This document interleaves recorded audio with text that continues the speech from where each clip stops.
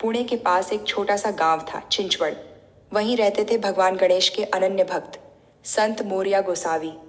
बचपन से ही उनका मन संसार की मोहमाया में नहीं लगता था।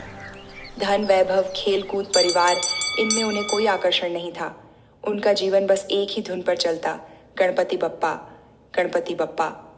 मोरया गोसावी अक्सर अष्टविनायक यात्रा पर निकल जाते। धूप तपती, रास्ते पथरीले होते, लेकिन उनके कदम कभी थकते नहीं थे।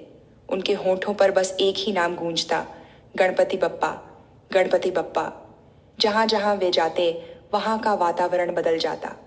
बीमार स्वस्थ हो जाते, झगड़े मिट जाते और गांवों में शांति फैल जाती। एक दिन उन्होंने ठान लिया, जब तक मुझे बप्पा के साक्षात दर्शन नहीं होंगे, मैं चैन से नहीं बैठूंगा।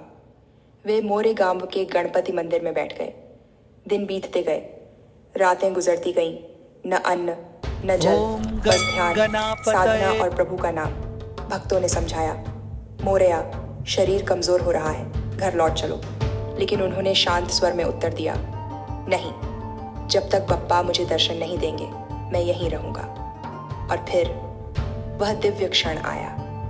एक रात मंदिर में अद्भुत प्रकाश फैला। भक्त स्तब्ध रह गए और मोरया गोसावी के सामने स्वयं श्री गणेश प्रकट हुए। मोरया भाव विभोर होकर उनके चरणों में गिर पड़े।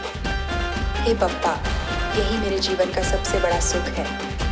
गणपति मुस्कुराए और बोले, मोरया, तुम्हारी भक्ति से मैं अत्यंत प्रसन्न हूँ। आज से तुम्हारा नाम मेरे नाम के साथ सदा लिया जाएगा। जब भी भक्त गणपति बप्पा पुकारेंगे, वे तुम्हें भी पुकारेंगे, गणपति बप्पा मोरया। उस दिन से परंपरा शुरू हुई। हर गणेशोत्सव, हर आरती, हर घर घर में जब लोग कहते हैं गणपति बप्पा मोरया, तो उसमें गणपति की महिमा और संत मोरया गोसावी की भक्ति दोनों की गूंज सुनाई देती है। यह कथा हमें सिखाती है कि सच्ची और निष्काम भक्ति भगवान को भी अपने भक्त का नाम अमर करने पर विवश कर देती है।